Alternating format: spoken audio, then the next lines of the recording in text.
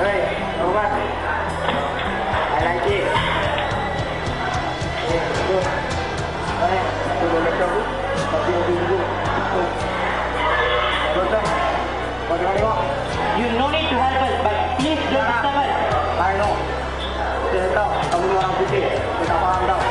Tunggu. Boleh? Kamu jangan kacau kami boleh tak? Ustaz, Marwan, kami sedang belajar sekarang tau. SPM dah dekat. Dah, orang lain, ha? Sebab? Tak boleh, ha? Tak boleh. Lama? Marwan, saya beritahu cikgu sekarang. Tidak. Marwan, tidak. Saya beritahu cikgu sekarang. Tidak. Betul ke ni?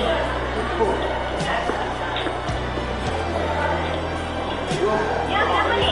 Dia ajak seorang belajar kami sedang belajar sekolah ni. Oh, kamu dapat discussion ke? Ya, cikgu. Okey, mana belajar tu? Betul, cikgu. Kamu main sini? Kenapa ni? Kenapa kacau mereka? Main ikut cikgu.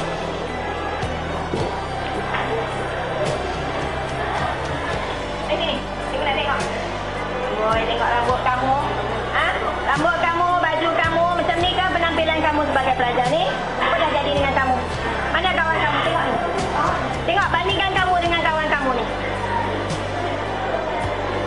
Tengok dari dia. Atas sampai bawah tengok. Kemas. Sikat rambut dengan kemas. Pakaian kemas. Semua elok. Tengok kamu. Dengan rantai macam ni. Kamu nak jadi apa ni? Nak jadi kanser ke? Tak. Lepas tu kalau tak, kenapa ganggu mereka? Cikgu nak kamu ubah sikap, ubah perangai. Nak periksa dah kan? Kamu kena belajar dengan baik. Boleh tak? Boleh janji dengan cikgu? Boleh? Okey.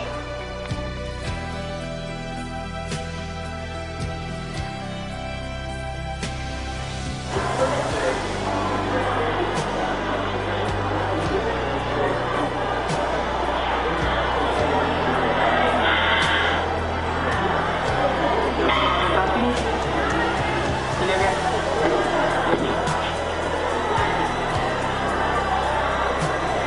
Awak dah berubah sekarang ni. Rambut dah cantik, pakaian dah kemas. Bagus, ada perubahan. Kamu sudah banyak berubah. Memang boleh.